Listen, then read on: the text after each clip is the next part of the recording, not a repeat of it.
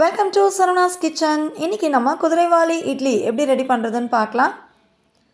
இதுக்கு 5 கப்பு போல் குதிரைவாலி எடுத்துக்கலாம். எந்த கப்பில் அளக்குறோமோ அதே கப்பில் தான் நம்ம அளந்து எடுத்துக்கணும்.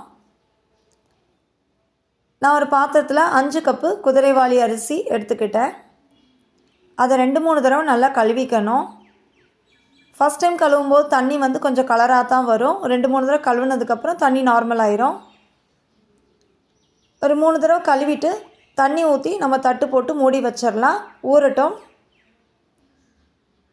இப்போ அதே கப்பில் 1 கப்பு உளுந்தம்பருப்பு எடுத்திருக்கேன். இதை வேறு ஒரு பாத்திரத்தில் தனியாக போட்டு ஊற வச்சுக்கலாம். இதையும் நான் ஊற வைக்க போகிறேன். இப்போ 1 ஸ்பூன் வெந்தயம் சேர்த்துக்கிட்டேன். இது ஊறட்டும். 4 மணி நேரம் கழித்து நம்ம அரைச்சிக்கலாம். இப்போ நான் உளுந்தை கிரைண்டரில் போட்டுட்டேன். நல்லா அரைக்கட்டும். நல்லா சாஃப்டாக வந்ததுக்கப்புறம் நம்ம உளுந்தை தனியாக எடுத்துக்கலாம். பாருங்கள், நல்லா சாஃப்டாகிடுச்சு. இப்போ நான் ஒரு பாத்திரத்தில் உளுந்தை மட்டும் எடுத்துக்கிட்டு இருக்கேன். ஃபஸ்ட்டு உளுந்தை போட்டு அரைச்சி எடுத்துக்கலாம். நல்லா புசு புசுன்னு வரணும் உளுந்து. இப்போ குதிரைவாலி அரிசியை நான் கிரைண்டரில் போட்டுக்கிட்டு இருக்கோம்.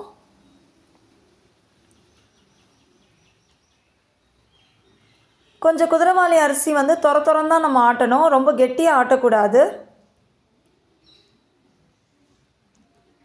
அப்போ தான் உளுந்தோடு சேர்க்கும்போது நமக்கு சரியாக வரும். இட்லியும் நல்லா சாஃப்டாக வரும். இப்போ நான் உளுந்தோட கொட்டிட்டேன் குதிரைவாலி மாவை. இப்போ உப்பை போட்டுட்டேன்.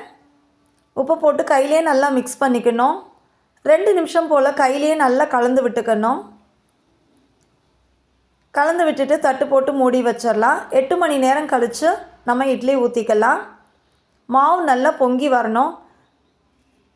இப்போ இது பாத்திரம் நிறைய இருக்குதுன்னு சொல்லிவிட்டு நான் இன்னொரு பாத்திரத்தில் கொஞ்சமாக மாற்றி எடுத்துட்டேன்.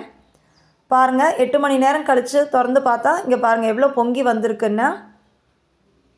இதே மாதிரி இன்னொரு பாத்திரத்துலையும் எடுத்ததும் பொங்கி வந்திருந்தது. இப்போ இதை நல்லா கலந்து விட்டுட்டு நம்ம இட்லி தட்டில் இட்லி ஊற்றிக்கலாம். இப்போ இது எல்லாத்தையும் எடுத்து நான் இட்லி பாத்திரத்தில் வச்சுட்டேன். 8 நிமிஷம் போல் வெந்துச்சு. சூப்பராக ரெடி ஆகிடுச்சு. தேங்க்ஸ் ஃபார் வாட்சிங்.